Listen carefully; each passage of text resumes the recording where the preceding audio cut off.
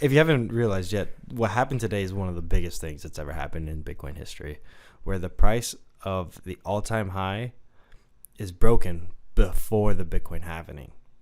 Typically, it takes a whole year for that, after the halving, for that to take place. But we have officially, for the first time, broken all-time highs before the Bitcoin halving. And also, typically what happens after Bitcoin breaks its previous all-time high, it doesn't take long for it to make a new all-time high. Oh, like for it to like just keep on climbing back up. Yes.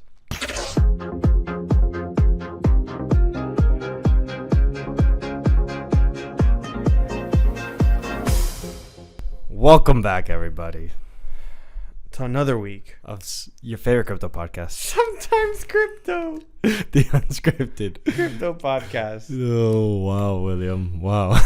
I'm sorry. Today's been a day. We're recording on the infamous holiday of Miami, May 3rd. I forgot the month. March, my dude. March. Jesus Christ.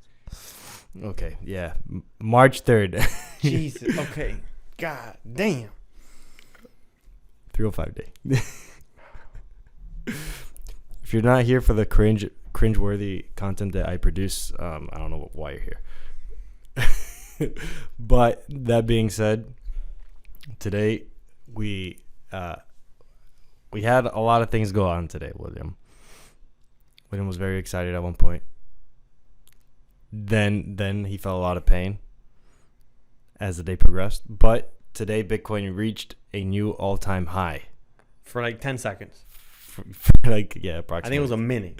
Maybe. I think it's generous. And then we experienced a solid hour and a half of just bleeding. Of straight bleeding. Bloodbath. Absolute bloodbath. Bitcoin went down from 69, like 200 maybe. Mm-hmm. Or maybe 100, 69 to 100. To 59.9 some change. Mm-hmm.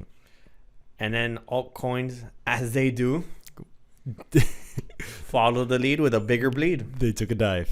They swan dive. Just swan dive right off the rocket ship that they were on. Some alts went down 30%. Wow. Meme coins probably bled even more. I didn't even see what meme coins did because they were ripping the last few days. Jesus.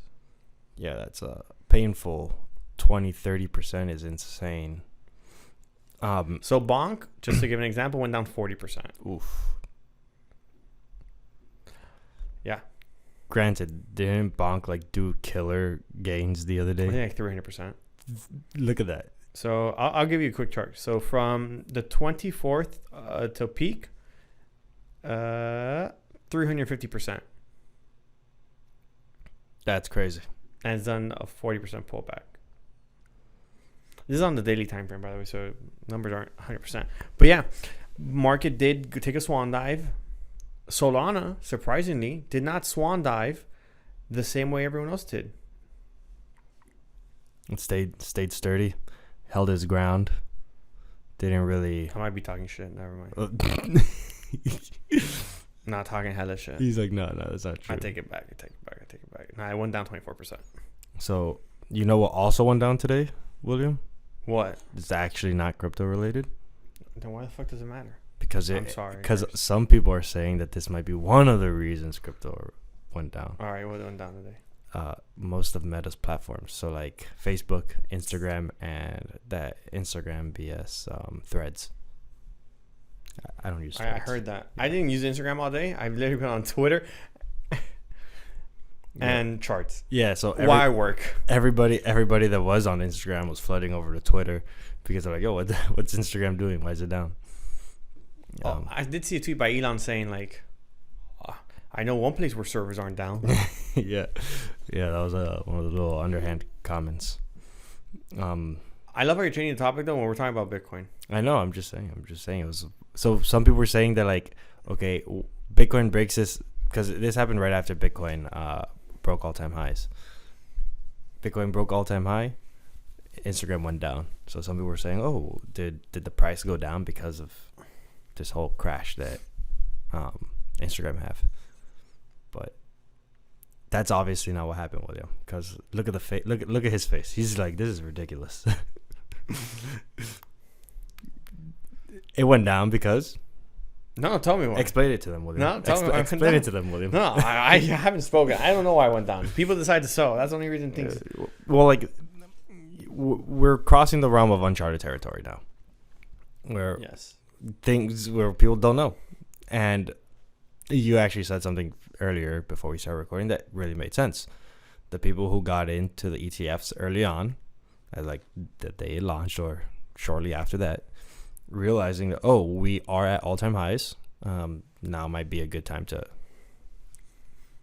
take some profits, some TP. I didn't just say ETFs. I also said GBTC. The people who are early investors there, apart from the ETF, because they were there before the ETF. Also, just to be clear, the market Bitcoin is up 34%. Like from the 24th of Feb to right now, Bitcoin is up 32%. With close to no pullbacks. That's like not even a month. So it's a couple of days. Yeah. It's almost a week. It's almost so let's be clear that. Is that really that short? Oh, wow. Yeah. It's about a week. So let's be clear that the market was due. Was due for something. It was this. I thought the market was just going to continue pumping like a rocket ship. And I'm not going to lie to you. A 10% pullback. All my orders were filled. And they're all up. You're like, I'm good. You're like, exactly what you needed to play out played out for you. And a lot of them were on 618s, and they're all up. Everything up. Bitcoin has rebounded. Bitcoin has rebounded. It's found some support, and hopefully it keeps that support. Bitcoin right now is up from that wick down. It's already up 7%.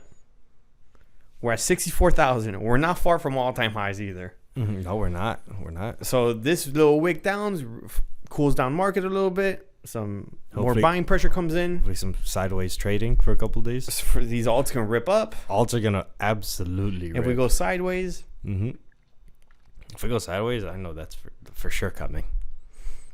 Everyone who took some profits today, it's gonna be like, you know what? Let me redeploy this fresh minted cash that they just got. If they had a chance to. Yeah, if they had a chance to.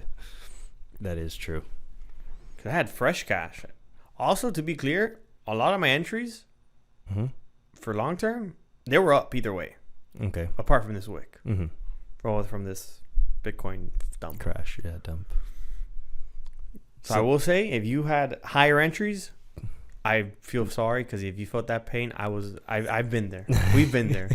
We bought the highs before. Yeah. You gotta be around for a while. Know how to get in. Right before the cycle starts. What about the guy who bought 69,200? Oh. You know that guy's there. Yeah, someone's out there for sure. You know who else also broke an all-time high today? Who? Gold. Whoa. Yeah. What 2,100. 21? Nice. 100. Good for gold. And they closed up. They closed in the green? I think gold has only gone up $400 in the last 2 years, but it's okay. Yeah, the ROI on gold isn't the greatest. But yeah, so whoever was able to capitalize on this wick or on this flush, awesome to you, because the market was and still is somewhat overheated. Mm-hmm. Yeah, I mean, the other question is, do you see it cooling down anymore? I don't know. That's the question. So like, well, if you haven't realized yet, what happened today is one of the biggest things that's ever happened in Bitcoin history, where the price of the all-time high is broken before the Bitcoin halving. Typically, it takes a whole year after the halving for that to take place. But we have officially, for the first time, broken all-time highs before the Bitcoin halving. And also, typically what happens after Bitcoin breaks its previous all-time high, it doesn't take long for it to make a new all-time high. Oh, like for it to like just keep on climbing back up? Yes. Yeah. Not to where it was, to just continue rising. Continue climbing. Mm-hmm. So this could also be the moment where Bitcoin so like back when it passed the 17,000 stretch. Yeah, something like that. 21. It started climbing up faster. Yeah. I don't remember the numbers too much, but yeah. That is true. It does keep on going. Because Bitcoin did hit 59,000 today, and we're currently back at 64. Granted, we're also still going to see these sharp pullbacks, like 10%. Like at least now with the whole ETF. What's 10% when you used to 30? Exactly. That's what I'm saying. So at least that's what I was getting at. Before the ETFs, Bitcoin was common to have 30%, 20% pullbacks during the bull market, which was like devastating for a lot of people. But at the same time, it just kept on reaching those all-time highs, and kept on breaking them. Now with the ETFs being around, the question is, how are those pullbacks going to be any smaller? Because that's really what like is like next in the whole like Bitcoin developments life cycle of like maturing, where like people are saying, oh, it's too volatile of an asset. And if institutions start becoming, if it becomes more popular, then the volatility should start to die down. But I still think it's pretty relatively early in this. I think we'll probably see less 30% drops, but I wouldn't be surprised if we still see a couple. I'm going to say it now just because everyone says that. I don't think you'll see that. You don't think you'll see 30% pullbacks at all? Not in Bitcoin. Mm-hmm. You may see alts do that with Bitcoin. Well, we definitely saw alts do that today. Yeah, we saw alts go down 40-30%. Like immediately for day one. Bitcoin broke all-time high, drops 10%. What I'm saying about it is alts dropped 30. I don't think you'll see Bitcoin do those aggressive 20-30% pullbacks. Okay, so you think Bitcoin is going to start reaching that state of maturity where it's going to be less volatile of an asset? Yeah. That's good. That's at least like if that's the case. I'd have the contrary opinion because this guy says the market's too frothy to... Frothy? Yeah, that's the word. That's the word? That's the word that people like using, frothy. Okay, interesting. It's essentially saying like everyone feels euphoric. Okay. Like everyone's pumped. Market's airy. There's a bunch of bubbles all over the place. What? That's what froth is. No? Like you froth. Froth milk. There's yeah, fluff. It's fluff. Yeah. Yeah, there's fluff. I guess. Yeah. I don't know. I wouldn't say how you said it. That's a little weird. Okay. But okay. Like there's a lot of fluff in the market. Like NFTs are selling for what? You had that report. Like it sold for how many millions? 4,500 Ethereum. A crap ton. Yeah. I don't even know the number. I'm not going to do a crap ton. Yeah, $16 million, more, give or take. Like funding rates for leverage fundings are 100% plus, depending on the alts, which most of them are at that number. So the market's just heavy. Yeah. Yeah. And RSIs are also just overbought. What I'm saying is, I don't think, because everyone says you'll see these heavy corrections, I'm going to be the proponent. Because there is currently these institutions, I don't think we will see these large 20 to 30% pullbacks. And if you see them, I don't think they'll last long. Mm-hmm. They'll be quicker than what they were in previous markets because of the amount of demand from the ETFs. Correct, yeah. And not just the ETFs, I would say, also the people, those retail investors that are currently buying just because they know the government's approved something behind it in one way, shape, or the other. Yeah, the people who aren't just the boomers who are trading on yeah. Not to say whales and everyone else won't take profits, or I'm not saying that at all. I just think there's a larger demand early on than there have been in the past, and I think that demand will continue to grow. Mm-hmm.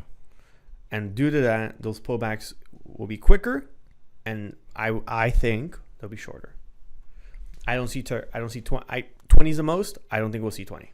Yeah. I think 15 is gonna be the most we see. Okay. Yeah, like I said, that would be nice because then at this point, like, then people would be like, oh, the Bitcoin is a maturing asset. It is, but I don't know. Like, I kind of have the opinion of like where more people are also there, so like it kind of makes it easier to sell. Then again, I don't know. I feel like that's kind of paradoxical because like, oh, just as many people there are to sell or means there's more people who can also buy. I had buying orders set for other alts at peak levels. They all got filled except for one, which I'm upset about because they like tickled it. Like my Casper order just didn't get hit. If only it was a little bit higher.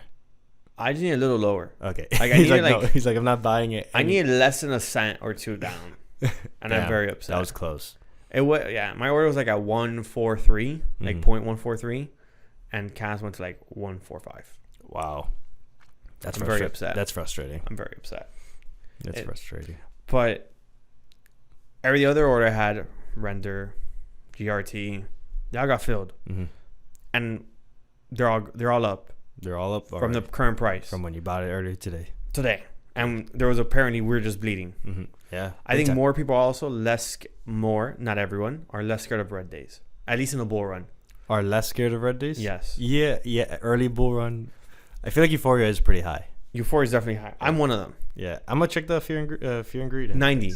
90. Well, earlier on in the morning, you pull it up just to see the current number. But this morning, it was in the 90s. It was 90% greed. But even with the fear and greed index that high, Bitcoin has rallied for multiple, like a month, 2-3 months at 90%, at 90. Yeah, that is true. So this doesn't mean there's less upside to go. Yeah, alternative.me has it currently at 75. Yesterday was at 90. So it dropped that much just with this pullback. Mm-hmm. And that's still high because that still means greedy. Yeah, granted, last month we were at 60.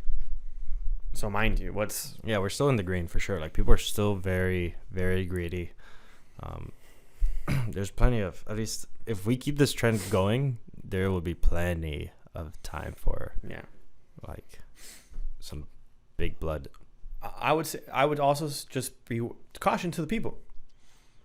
Whatever you buy now, just know these aren't long-term investment entries at certain prices.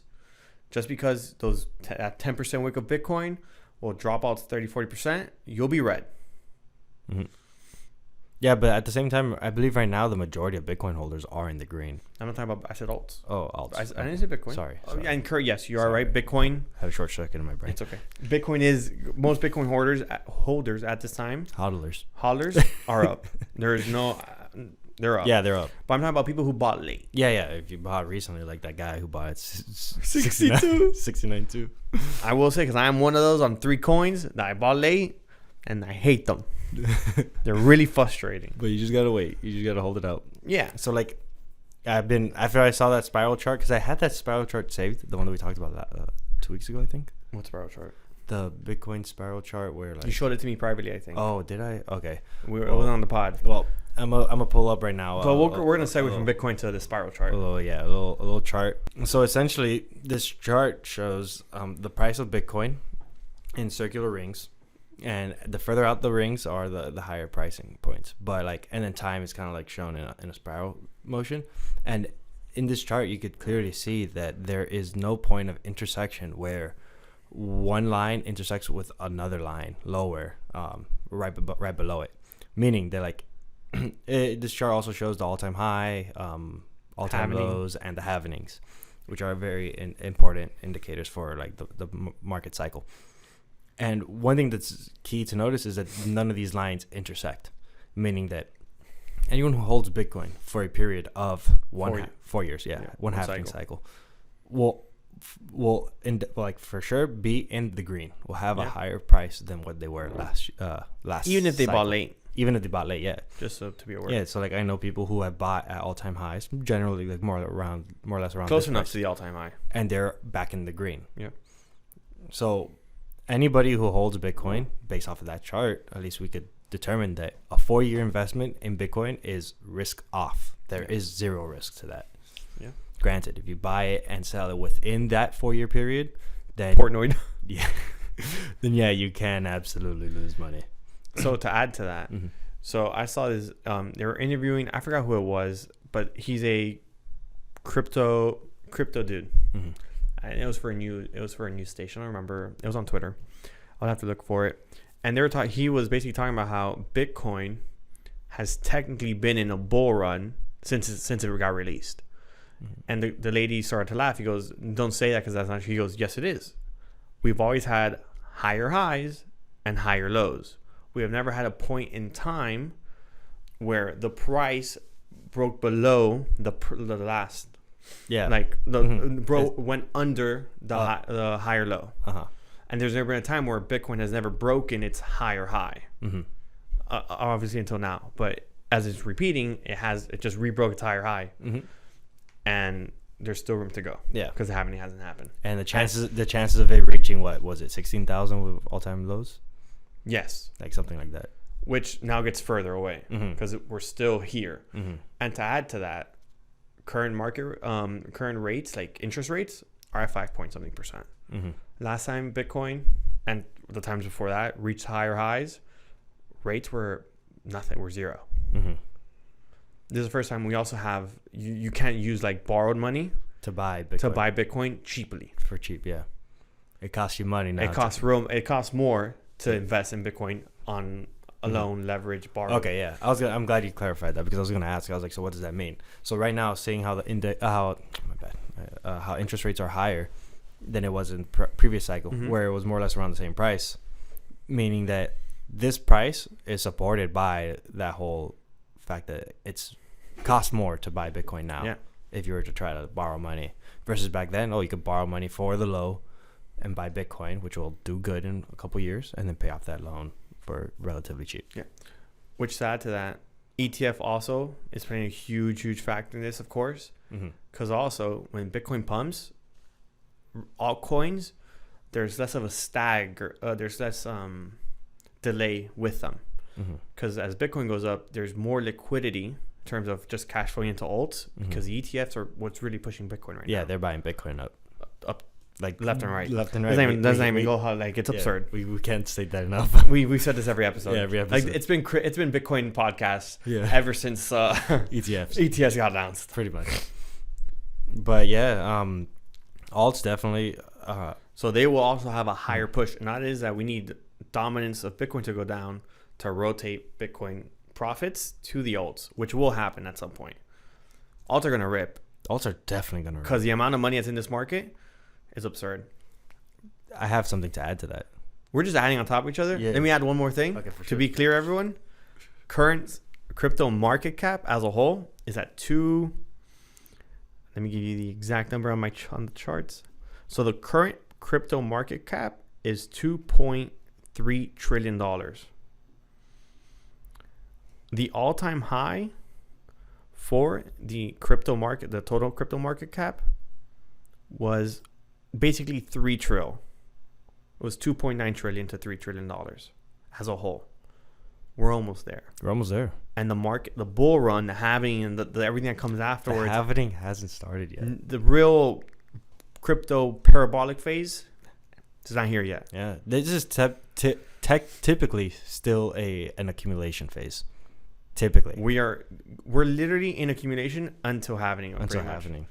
It's just the people who go based off price technical analysis, like price action, they would say that we're exiting that phase now. But to add to the fact that there is more liquidity in terms of like the ETFs buying up Bitcoin that people sell, and typically like people who are crypto natives are selling their Bitcoin to ETFs, providing more liquidity for the altcoins. We also have Tether with $100 billion. Yeah, I forgot. That's insane. With a stupid number of money. Stupid amount of money. So like one of the things that kind of also indicates a booming crypto market is an increase in stablecoin activity. Yeah, because that means that it's just like because I think it has to do with taxes, right? Where if you sell your coins, your altcoins for stablecoin, it's still considered a crypto asset. Yes, and you're not like cashing out for cash. Really? So, yeah. So I didn't know that. Yeah, so a lot of people, instead of selling for USD like dollars, they sell for USDT in a stablecoin to avoid taxation on their gains. I will preface, I can't validate that. Yeah, I would suggest do your own research. Ask a CPA. Yeah, to confirm that. Not I'm saying he's wrong. Just saying we're not CPAs. Yeah, we're not experts. CPAs. That is true. But not financial advice or tax advice. But what's for sure is that crypto markets tend to be doing better in correlation with an increased supply in stablecoin circulation. The fact that USDT is at 100, USDT has more U.S. bonds than most countries, which is insane. They're just buying up debt from the U.S. government like it's all good, or selling debt to the U.S. government.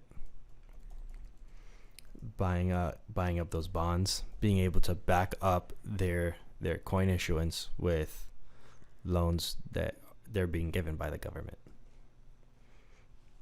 In a way, like a way the government's kind of like supporting the Bitcoins, the crypto economy. And we talked about how Jerome Powell said that he was going to be dropping interest rates like 6 times this year, but we haven't had that yet. We probably won't. And we probably won't because inflation's still going to be high for them. Mm-hmm. So that's just all interesting stuff going on within the crypto space.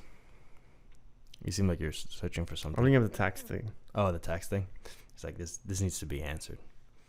A lot of people are also moving to Puerto Rico. You have to live there 6 months to do that. You have to live there 6 months to move Yes. to Yeah. to benefit the tax Mm-hmm. of the year, or just like 6 months period, and then Of the year. yeah, that needs to be your residency. Yeah. Yeah. Puerto Rico. Yeah, I can't find it, but whatever. Like we said, we're not experts. Yeah, we're not experts.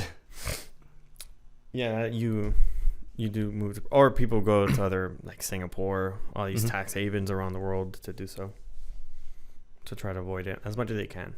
Yeah, of course. That's what people tend to do in general. A lot Right. of people don't like paying taxes. Most So- people don't. Yeah, they still pay it because, of fear of imprisonment.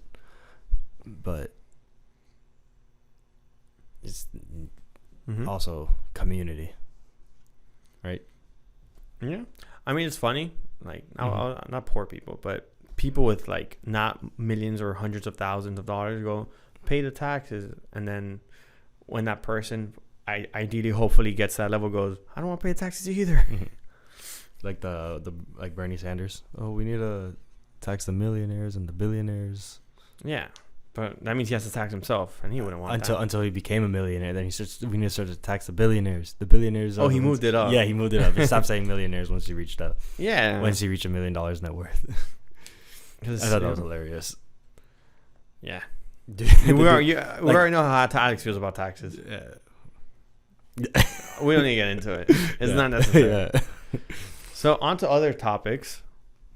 So we mentioned briefly how NFTs was sold for 4,500 Ethereum. Correct. It was a CryptoPunk.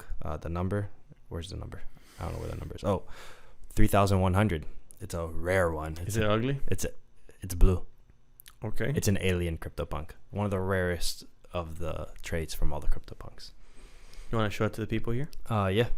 So yeah, sold for a whopping 4,500 Ethereum, which is insane. I believe when it was bought for about 4,200 Ethereum, which was worth. How much ETH? So it was bought for 4,200 originally by the current. By the current owner. Not the current owner, the person who just sold it. Okay. And it was currently bought for 4,500 Ethereum. So there was an increase in ETH value of 300 Ethereum, but in dollar value, back then it was worth $8 million. Today's date, it was worth $16 million. 15,750 to be exact. 5,750. 15,750,000. Oh, okay. To be exact. I'm over here killing the fun. Because I was already doing the math and you said 16. I'm like, I'm gonna Yeah. be an asshole just because I already had it up.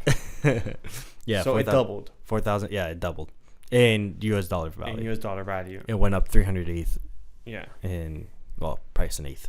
Jesus, this is high. But yeah, one of the biggest NFT sales. On the NFT topic, Mhm. I'm not hearing a lot of news on NFTs yet. Yeah, Like Bitcoin's got a the lot of selling, but not a lot Mhm. of like development in the NFT market. yeah. Well, there is something that I was reading up on recently. You remember the NFT Worlds NFT collection that was like kind of like Minecraft Worlds back in Yes. like I think it was like 2 or 3 years ago, where 22, 21? 21 maybe, where Minecraft pretty much said, okay, we're gonna stop all third-party support for crypto and non-fungible tokens. So back then, people were creating skins as NFTs, and this Everything. everything for Minecraft specifically. And this one group was making NFT worlds where you would have like a chunk of land that was minted on chain, and you were the owner. So like if someone wanted to have that chain on their land, on their Minecraft world, you would have to like pay to like render it, whatever. Minecraft got rid of that, and they are rebranding themselves, or they have rebranded themselves and have dropped a new game called High Chain, HYCHY. So HighChain. It's pretty much just their own copy of Minecraft and Roblox merged together. Going to be operating on like decentralized platforms, specifically on Polygon. So cheap. Yeah, it's cheap. There's a layer 2. They just launched a few days ago actually. The node keys, so like people could start operating nodes for HighChain, but then they're gonna be releasing the like beta testing, or like people could start playing in April. Okay, so around the corner almost. Yeah, around the corner, but in about a month. But it's a game. It's a decentralized game, one that was already around in the market beforehand. So it looks like, because I saw some like early gameplay for it, and it looks like a very early version of Minecraft, where things are still like being worked on and developed. Granted, they just restarted this project, but it looks promising in my opinion. I think it'd be fun little thing. And then they also plan on opening up partnerships with other people so that they could do their own things. Okay, pretty cool. Yeah. So in Roblox, there's like people create their own worlds, and then people like other players could play in that world. So they create servers. Yeah, like a realm. Similar to Minecraft. Yeah. So they're gonna be implementing that also. Okay. Jesus Christ. What? My hand's going numb. I had an accident. We'll talk about that later. Yeah.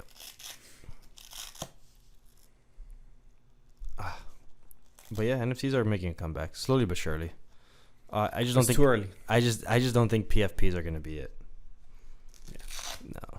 Hopefully we get to see. This is too optimistic. Deeds on chain. Not this run. No. That's a whole thing. Yeah. Sorry. Okay, I'm done with the noise. My hand was literally losing circulation. But not much for the NFT world, from what I've been seeing at least. I have seen a lot of scams. Scams are on the rise. That's normal. Yeah. It's a bull run. It's a bull run. Yeah.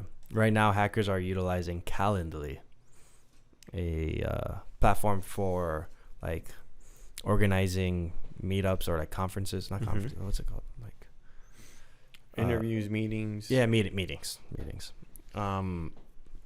Where typically the way it works is, I want to schedule a meeting with you. I just go on your page and be like, oh, I see that you have availability next Thursday, 12 o'clock.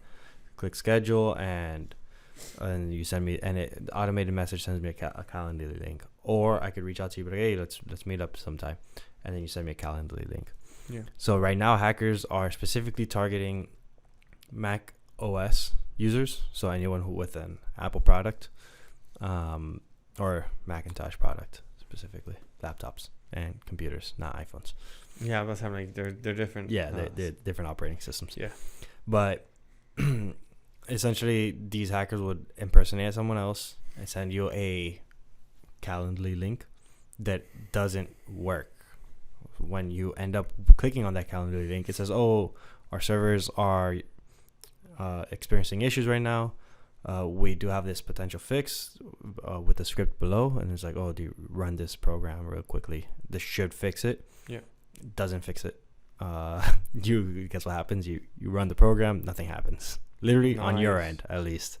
But something does happen. It injects some type of Trojan. We're not too sure which Trojan it is, because the one person who figured out what happened and reported it, he was like, "Oh wait, I downloaded something. This guy ghosted me after," and he's like, "Okay, well, cleared everything, re-downloaded Mac, and he lost the file essentially, which is what he was trying to do. He didn't want the file on his computer, the Trojan. So we don't know exactly what Trojan it is, but it is definitely some type of virus that's being put onto your computer through Calendly, looking like links, and it's very likely being used for phishing scams.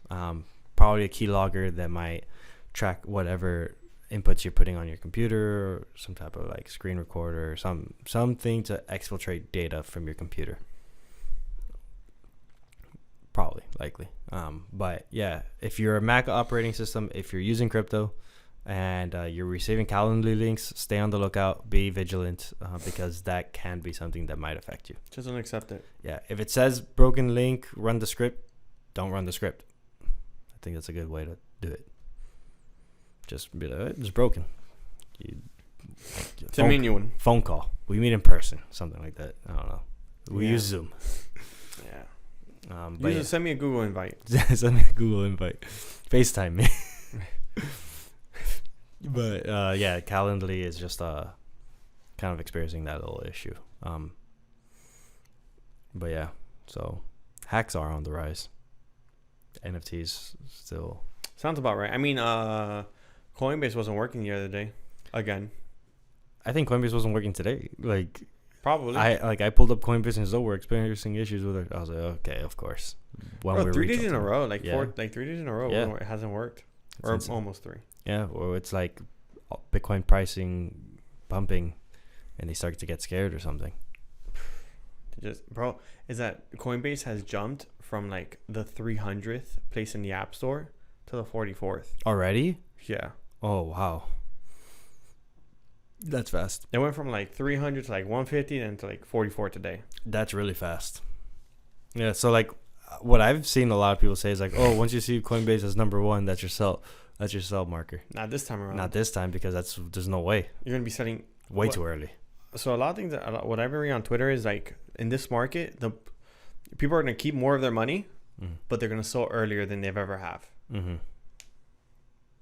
Just because of the way the price is going to move an hour. This market's moving slightly different than prior markets. Slightly different, completely different, William. I wouldn't say completely, but yes. Completely. I mean, yeah. Besides up, it's still moving that direction, I guess. But it's moving much faster than we anticipated. I'm gonna say something because I forgot about the. I will say. Please do, William. Please do say it. We said it on this podcast. We have said it. What did we say? I said it. I don't remember, I know what I said. What did you say, William? I remember when there was a lot of talk early on, everyone saying the ETFs were Southern News event. Mm-hmm. I stood here in this seat in this podcast 4 maybe 5 weeks ago saying it was not that.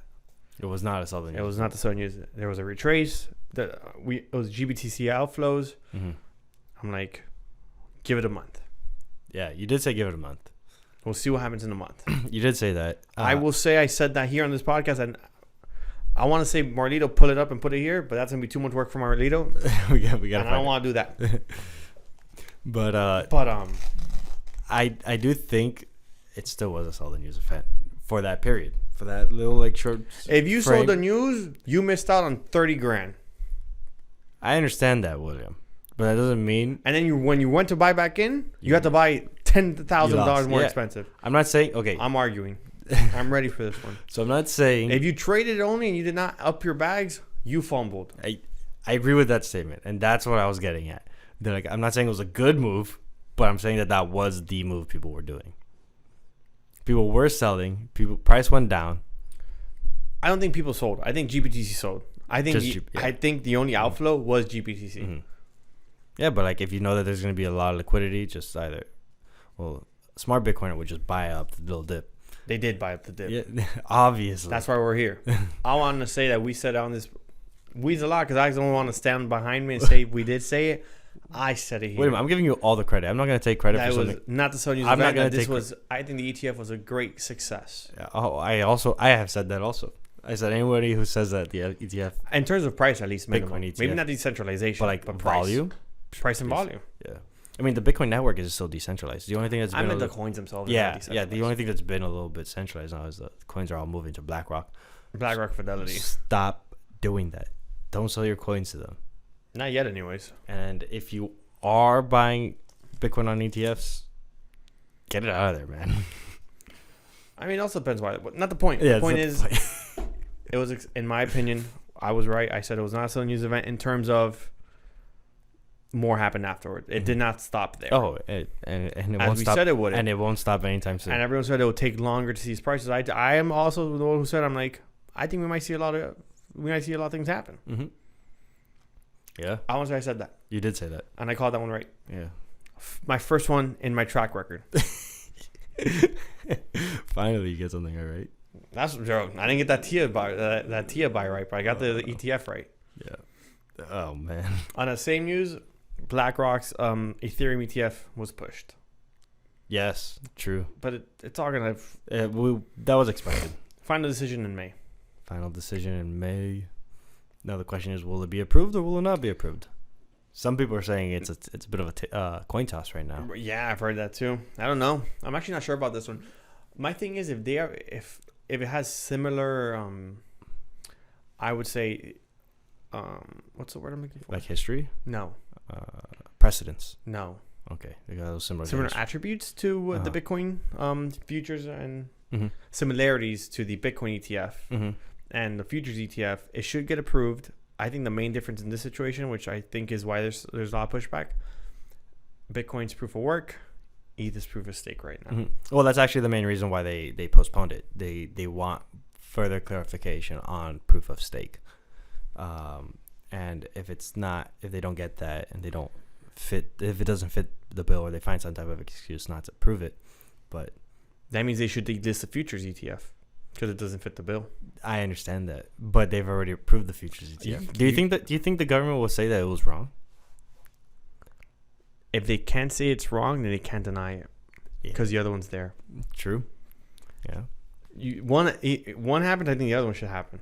Yeah. So one or the other. Presidents would assume that the Ethereum ETF should be approved. Yeah. I'm sticking to that. I think it would. I still think it will too. I don't know how it would affect ETH. I do think altcoins, I mean, layer 2s will run. Oh, layer 2s will run so much. So much. Yeah. But, so, you know what? I had a little another short circuit. No, short circuit. I think that if the ETF for Ethereum gets approved, maybe Bitcoin starts to slow down.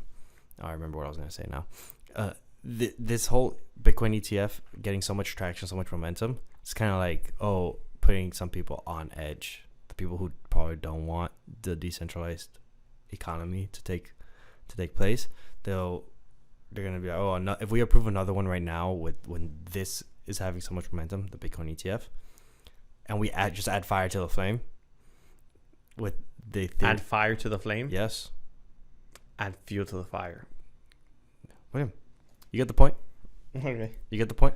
You're right. I'm sorry. I apologize. If we just do that, then it just might actually be cataclysmic in the eyes of the centralized organizations, where now people really do have access to a decentralized asset more so than they did before. And I think that's why some people on the internet are saying that it's a bit 50-50. But I look at it as like it's Pandora's box. Similar to how I look at AI. Once you open Pandora's box, you can't close it. You can't close it. You can't contain it. That's why I'm also not the proponent. I don't know if this is going to happen or not, but I'm not the proponent of saying after this cycle, Bitcoin's going to dump and there's going to be a huge bear market. I'm going to say it here now. I am not convinced that's going to happen. Yeah. You're calling for extreme immaturity for Bitcoin then. I'm not saying it's going to rise like a rocket ship until the moon. I'm not saying that, but I will not sit here and say that's going to have a 50 or 60, maybe not even a 40% retrace. Wow. Not even a 40? I don't think so. Again, I'm not saying it 100% definitively as of right now it won't. I'm saying I'm leaning towards that side of the spectrum than the maybe the rest of the market does. I have to put my feelings out there because I've been hearing everyone saying it's going to be the same old bear market, retrace, 50% correction. I don't think so. I'm not convinced. I don't know. I will add my thesis. Okay. Yeah, I was gonna say I'm gonna have to develop my thought on that a little bit more before. I will add my thesis to the reason why. This guy's prepared. Because I've been thinking about this. This guy thinks a lot. Takes long showers. I wish I did. So, bro, sometimes I'm like, damn, maybe I should shower once a week, extend the period of time of thinking. My thesis to it is simple. Even if demand decreases by half, so instead of buying 10,000 Bitcoin a day almost, we're buying 5, maybe 3. Bitcoin is still not being, there's no more Bitcoin being produced. Supply goes down, everything goes down. There's still high buying pressure on a very limited asset. All that's gonna happen, in my humble opinion, is those people who are selling out have just lost their Bitcoin. Yeah, that's for sure. And you just sold it at a price That will probably never be seen again. you'll never see it again. So you think Bitcoin passes $100,000 and will never be below $100,000 again? I'm not saying that. It depends how far it goes, right? Yeah, I mean, like after this cycle, you'll never see another Bitcoin less than $100,000. Maybe not. I'm more towards the camp of maybe not 100, but Like 75. so this is what I'm gonna say. If it reaches 200, It's not reaching below 100. it's not reaching below 100. Mm-hmm. If it reaches 150, you're not seeing below 75. That's 50%. 90. Oh, below 90. You're not seeing that. I don't think you'll see that. Mm-hmm. Just because in my opinion, if the demand stays high in the ETF side alone, why would the price dump further? Mm-hmm. Especially, I will add the caveat: BlackRock is applying with the SEC so that they can buy Bitcoin on their own fund to counteract the devaluation of the dollar, of bonds. Mm-hmm. So they're just going to buy more for themselves, Yeah. not even for investors. The ETF, yeah. They're going to do that. Every other investing Firm. asset management company is going to follow. Yeah. Also, Bank of America, Morgan Stanley are also going to apply or get permission to sell and use the ETFs as well. Offer it. I saw that. I think there's going to be at least more mass adoption on Wall Street than we expect. Ooh, you're getting me excited. And I'm going to say here again, I don't think we'll see that correction or that aggressive bear market, at least for Bitcoin. Bitcoin's reaching. And if Bitcoin doesn't drop like that, the altcoin market probably won't drop the same way it's dropped before either. That's my closing thought. That's my closing thought. Oh, Bitcoin is it's a little like To put it out there, I could be 100% wrong. this guy. I don't think I am though. This guy. I'm gonna be the only asshole. You're not an oracle. You can't tell the future. I'm gonna be the only asshole that said this, and then we'll find out in a year and a half what happened. A year and 8 months. Year and 8 months. Yeah. Could you imagine it's been a year and 8 months, and we see a $500,000 Bitcoin? Jokes. I don't think we will. Not this run, at least. So like I've been seeing like people like do the whole like charts, like comparing like the current price in like a smaller time frame compared to like last cycle, and like where it reached all-time high at around the 69,000 mark, and like the current price and like their scale. So like the scale on like showing the previous cycle shows like kind of like the top being 69, and now the scale for this current cycle, like their top is like 4,500. 4,500. 450,000. Maybe. So like, are these scales like? My question is, are they? How accurate are they? Yeah, are they like equivalent in ratio? I don't know. Are they to scale? Are they I've seen to those scale? scales. I don't know. The one I've seen the most common is like around the 200,000, 250,000. I've seen some like 400. And I'm like 450,000. I wouldn't say no. I would say it's not possible. But yeah, it's ambitious. We'll see what happens. I'm just gonna, like I said, I don't think we'll see those aggressive pullbacks and that aggressive bear market. We may see a bear market, not the same way. Segway. You got a segue? I got segues. What's your segue? AI. Fair enough. AI. I was gonna go there. You're gonna go there? Yeah. Cool. So apparently, some researchers, and I say researchers in place of hackers because they like to call themselves researchers, so they don't have like this. I don't want to get a target on my back, so we'll just call them researchers too. Yeah, exactly. Why different problems? They have created a virus type Nice thing. You know, they love creating viruses. Yeah. So they're it's worse than Wuhan. It's a worm that infects generative artificial intelligence. Specifically, they tested it on Gemini, ChatGPT, and Lava, which I've never heard of before. I'm gonna look at it after this episode. But it's a worm. It's a self-replicating worm, which is kind of what worms do. that is a prompt that's inserted into the AI that is kind of working as the email or the chat box for a company, and it gets that prompt and spits it back out to, so like whatever's been inserted will be implemented into the AI's database and used as outputs. I have the abstract that I could read so I could clarify, because my explanation, I feel like, was donkey doo-doo. So this is a research paper called Comprompt MISD, Unleashing Zero-Click Worms That Target Gen AI-Powered Applications. The abstract goes as this. In the past year, numerous companies have incorporated generative AI capabilities into new and existing applications, forming interconnected generative AI ecosystems consisting of semi and fully autonomous agents powered by Gen AI services. While ongoing research highlighted risks associated with the Gen AI layer of agents, an example, dialogue poisoning, membership inferences, and prompt leaking, a critical question emerges. Can attackers develop malware to exploit the Gen AI component of an agent and launch cyber attacks on the entire generative AI ecosystem? So then this paper introduces Morris 2, the first worm designed to target generative AI ecosystems through the use of adversarial self-replicating prompts. The study demonstrates that attackers can insert such prompts into inputs that, when processed by Gen AI models, prompts the model to replicate the input as output, engaging in malicious activities. Additionally, these inputs compel agents to deliver them to new agents by exploiting the connectivity within the generative AI ecosystem. They demonstrate Morris 2 agents, Gen AI powered emails assistants, in 2 use cases.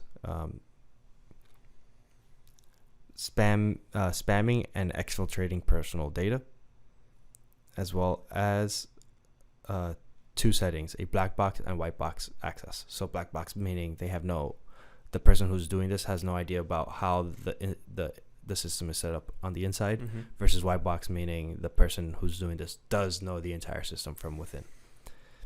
Using 2 types of inputs, data, either text or image, the worm is tested against 3 different Gen AI models: Gemini Pro, ChatGPT, and Lava, and various factors for propagation rate, replication, and malicious activity, influencing the performance of the worm to be evaluated. It works. So essentially, they create a prompt, put it in, and they try to get it to be as an output.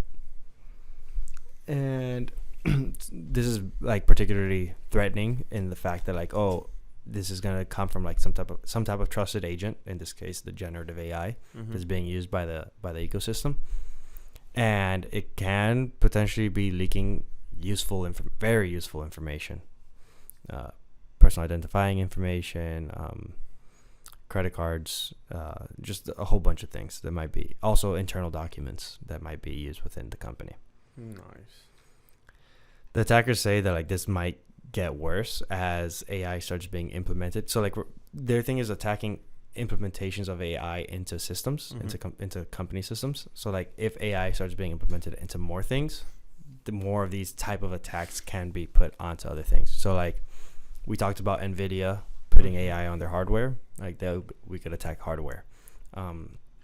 If self-driving cars implement AI, and some type of like software like that, then they could attack the self-driving cars. But how would they get in? So in this case, it would be like, let's say the self-driving car is going to ask for like directions to like, oh, where are we going? Oh, I need to go to some place, and it's prompted through some type of like, instead of putting a specific address, you could be like, oh, I need to go to my aunt's house. You could type in some type of prompt into that input field that might pull up something else. But how would they put it on though? What do you mean put it on? So like how would they infect that AI model? So it's the way that they generate the prompt. They're prompt engineers. They create a prompt specifically that would affect that the AI would process in a certain way, so that whenever some type of question or input is asked to the AI again, Mm-hmm. it would extract what was inserted through their original prompt.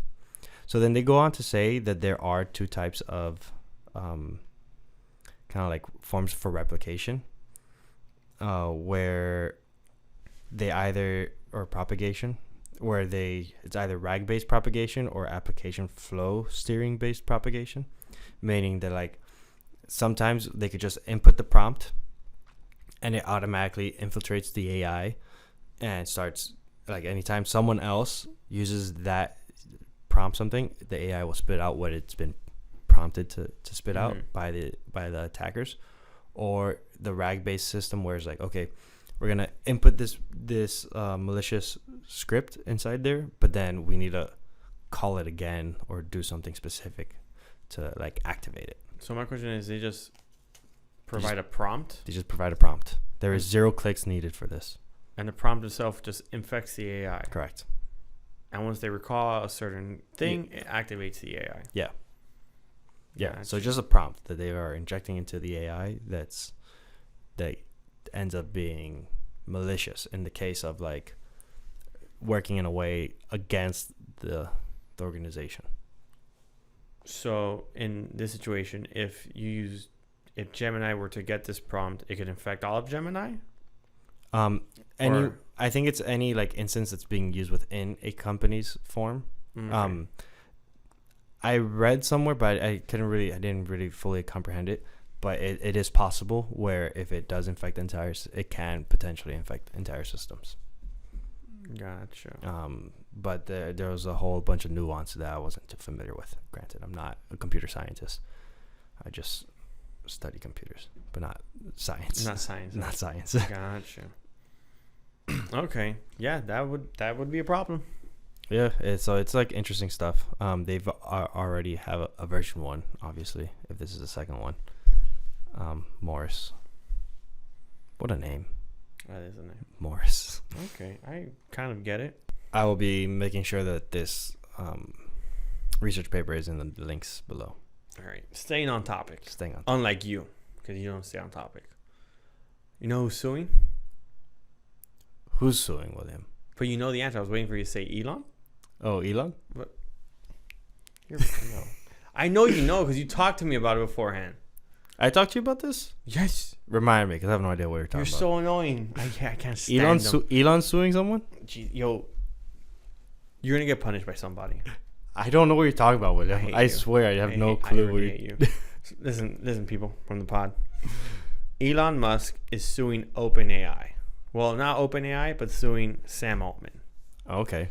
Elon is suing Sam Altman for essentially deviating or changing a non-profit organization with an open source code AI to a profit organization and a closed source AI product / tool.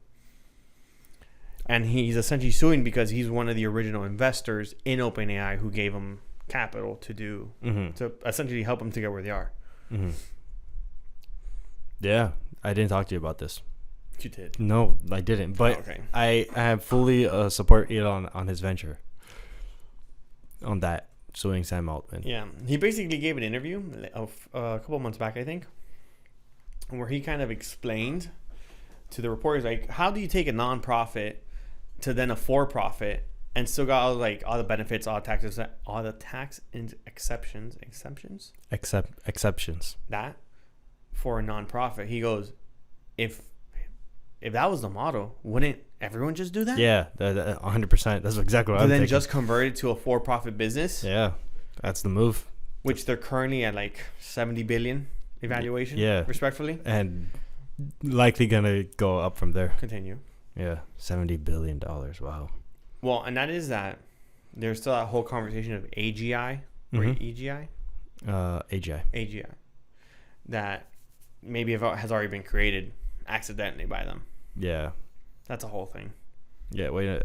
Yeah. The AGI is apparently scary, but I think there's like another one that's actually scarier. Everything. Artificial superintelligence. Great. Yeah. So I'm not too worried. We're screwed either way, is what you're saying. At one point or another. I said this before, William, and this is just me going off off on the deep end on this one. AI is gonna realize our utility in this world, and it's gonna have us as its pets.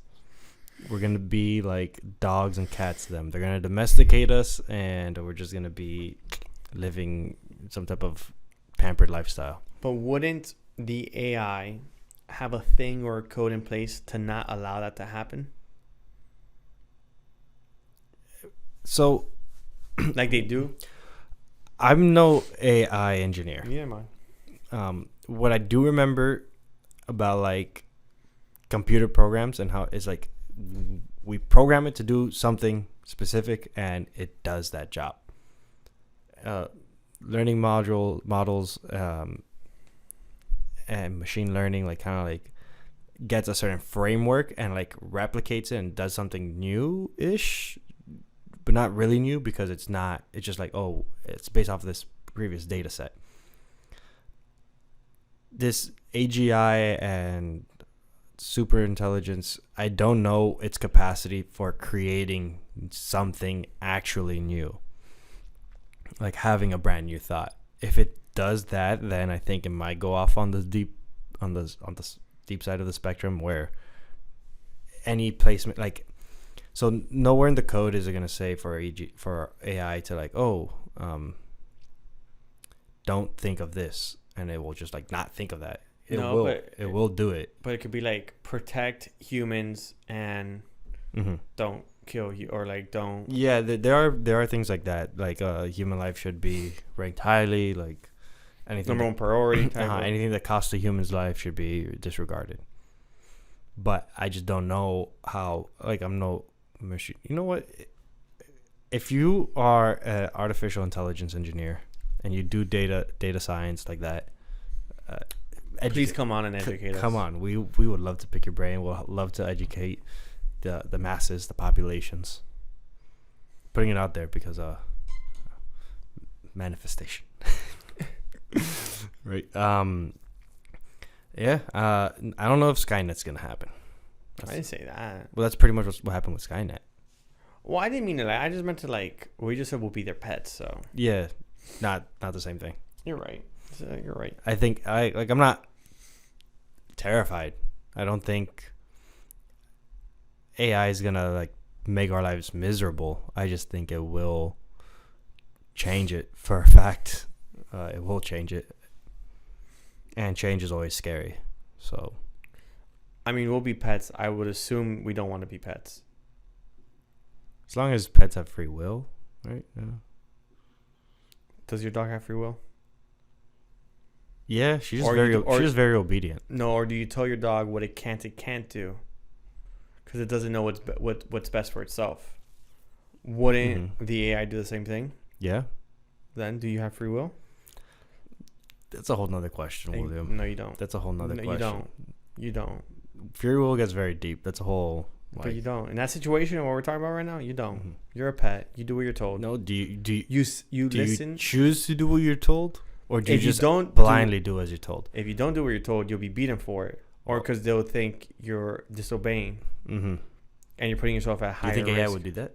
Yes. I don't think so. If it's for your own good, if they deem it's better than what you're thinking of, they would. Mm-hmm. This is going to be very interesting how it plays out. We'll be around for it for at least a little bit. At least I hope to be around for it long enough. William, I'm telling you, I'm going to copy my consciousness and put it on the blockchain. Whether my conscience wants to be copied or not, I'm going to have a digital footprint large enough to where some of my conscience some replication and will be there. I won't let you die, William. You're going to copy my conscience? I'm going to make sure you're... I mean, we have 80 episodes. And as of right now, there's more to go. There's more to go. I'm sure more as we age, our thoughts will get different. We'll become different. We'll start talking more politics, and we'll sway things. It won't just be a Sometimes Crypto podcast. It'll be whatever floats our boat at that day, on that day. Yeah. It'll be fun. It'll be fun because I don't know. I just think the world has plenty to evolve and change. And I, for one, am optimistic. I am an optimist. I think that things do get better. Granted, there are always two sides of the coin where things could get significantly worse, but overall I think we will be heading in the right track. Maybe. I don't have enough of a developed thought for AI. Had a better thought for Bitcoin than AI, if I'm honest with you. Yeah. Oh, yeah. Yep. Well, we pretty much juiced out Bitcoin.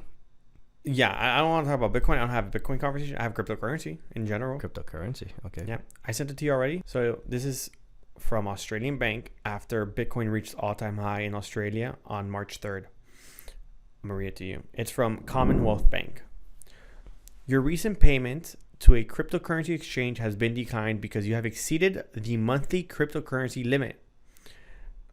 Common Bank has introduced these limits to help protect you from fraud and scams. The payment limit applies across all your accounts for the calendar month and resets each month. Visit commonbank.com AU at cryptocurrency payments for more information. Yours sincerely, Common Bank. What do you think about that, William? You want my honest thoughts? Yeah, because I'm gonna give my honest thoughts. 100% honest thoughts? 100% honest thoughts, William. I'm gonna give my 100% unfiltered thought. Okay, I think they're full of shit. Oh, you're going first? I think they're absolutely full of shit. Okay. They're trying to say that, oh, it's for your benefit to protect you from fraud and scams. You know who you're buying from, especially when they put a monthly reoccurring limit. Like, you're not gonna be buying cryptocurrencies from the same fraudulent place time and time again. Like, you get burnt once, you're gonna learn. Trust me, money's money. It's limited. You learn one time. You learn. It only takes you one time to learn your lesson. Like, I understand if they say, oh, we're gonna be limiting your transactions to unrecognized exchanges. Well, maybe I might be able to accept it. But a reoccurring monthly limit? Fuck them. Commonwealth, if you bank with Commonwealth Bank, unbank yourself with them. I'm sorry. I completely... You go. I thought you had more. Oh, you thought I had more? I'm going to be honest. I thought you were going to give like a full developed thought, but whatever. I saw it. I didn't give it much thought just because my thought's very simple on it. This is kind of why you want crypto. This is exactly why you want crypto. Yeah, to not have this whole limitation factor attached to you. Who the hell are they to tell you how you should spend your money? If it's yours, I could be giving away, I could be throwing it in the ocean every day. Why do you care what I'm doing with it? Mm-hmm. Yeah, Commonwealth is not the bank, man. It's not the bank that you want to be banking. You already know where the money's going to. You know the entity that I'm using it for. Mm-hmm. Obviously, it has to be a KYC friendly exchange for me to use my bank account to connect to it for the most part, or I have to do some KYC process to use it on any exchange. It can't be non KYC. Yeah, it has to be KYC because. So why the fudge do you care if you know where it's coming from? I absolutely agree. You know what this is? This is them finding a way to limit the access to your money so that you don't pull it out of their system. Mm-hmm. They don't want to, because they know once you put it out, why would you put it back? Once you I have the same free access. I would just go to someone who wants to accept it. It's bullshit. Yeah, it is. That's a big warm pile. And I think the more this happens, the more crypto natives, the more non-crypto people are gonna be like, oh, they're limiting what I can spend on, and there's a monthly limit. Fuck you. Yeah, 100%. That's BS. It's the same thing that would happen if CBDCs come around. Yeah, man. Fuck off. But this is already actively happening. We're not waiting for anything. This is right. Like a CBDC would just be even worse. It'd just be worse. Exactly. Exchanges do it too. They do what? Cap how much you could send out from your exchange. Yeah. At least Robinhood does it. No. They all do for the most part. They all do it. They do it for a different reason. What? They do it in case they don't have enough funds to move it. Big red flag right there. No, that's a big red flag in and of itself. But I know where you're coming from with that. Like they have a lot of movement. If people, they don't want people to like pull out all at the same time. Theirs is more so because they don't. Because everyone withdrew. If everyone withdraws the max at the same time, it's not that they won't have it, but they have to move off of cold storage maybe to pull it up, and they don't have the time frame to do so. Same happens with other exchanges. Yeah, but like I think Robin has like a weekly limit on how much you can. So like once you reach that limit, you can't send out. I'm not saying it's So, justified to a certain amount. I'm just saying, but like even big exchange, like other exchanges, like that are KYC friendly per se. You know what I'm talking about. Even they have like a 2-3 Bitcoin limit non KYC, and then once you KYC, they give you an access to 50 Bitcoin. Yeah, they increased it. Which even 50 Bitcoin's a metric shit ton. Yeah, let's start there. That's a whole bunch. But still, it's a limit because they have. They don't know if they have that. They have to move it. Yeah, it's not even more so like if they have it, they probably have it. Demand. It's like, will they have it easily accessible? Because one thing is like if you're providing a service like that, you want to make sure you're accessible. Exactly. If your accessibility goes down, everyone's gonna you're gonna be under fire for sure. So yeah, it's not to me. Some of those things, it's not so much. It's more so like. It's on a cold storage. I need to move it first. Yeah. At the exchange, there's just some type of like limitations to their ability to do. Especially if you want to keep it as safe as possible. Yeah, of course, which should make sense. And I had a thought. God damn it. Yeah. Oh, I was gonna add. So OTC desks are running low on Bitcoin. OTC stands for over the counter. Yeah, meaning non-exchange trades. So the OTC typically affects the market the least. Okay. Because you're buying, and they're running low. They're running like close to zero. So they gotta go to the. So meaning all these ETFs are being provided OTC to affect the market the least possible, like as the least they could, are gonna have to start buying directly from the market. The minute you start buying from the market, market's gonna shoot up. Because even Coinbase is running low, like in general, the amount of Bitcoin or whatever they have, because of the amount of buying pressure there's right now. We get to a point where exchanges will reach zero unless more people start selling. Yeah, exchanges are gonna have like a pretty hard time in the future, in my opinion. Like they'll be debalanced. Especially the more people withdrawing from exchanges, it'll be more peer to peer, and they're gonna have to allow it. Yeah, it's gonna be peer to peer. There's peer to peer protocols already. Yeah. DeFi will get better. DeFi not better, more popular. And I think by doing that, it also centralized exchanges are on a ticking time. And less of this bullshit limiting you. Fuck you. Yeah. Like Elon said that day. Fuck you. That we're gonna get flagged for this one. Yeah. I don't care. I'm sharing it all over the place. So, one last news, which is about Russia. So, the Federal Action Task Force is basically the task force that labels all the countries and governments on whether they're up to certain standard and they're all following anti-money laws and all these other quote-unquote agreed upon regulations and agreements, essentially. So you said it's called the Federal? The Financial Action Task Force. Task Force. Right? It's an intergovernmental anti-money laundering agency, has downgraded Russia's compliance rating due to insufficient regulation of virtual assets and cryptocurrencies. The fat F is at it again. It's not the fat F, but it's not the fat F? It's a fat B. Oh. No, I'm not saying that Russia got degraded to an F. I'm saying fat F. The Financial Action Task Force. Yeah. Why do these people have the fat B? I think they mistyped it then. My fault. You're right. Yeah, fat F. No, you're right. Yeah, I thought you were saying Russia got downgraded from an A to a B. No, is that this shit? This shit. This thing says the fat B, not the fat F. But you're right. It is the fat F. Yeah, it's fat F. I'm not saying I'm a proponent of Russia. I'm not saying Russia is the greatest country on earth. I don't think that. However, I've never been, so. I've never been either, so I can't really comment. I would love to visit. As long as I don't get thrown in jail for whatever reason. Or killed for whatever. I don't think I would. But continue. But irrelevant. The fact that you're downgrading them because they're not following your rules and guidelines is also bullshit. Why?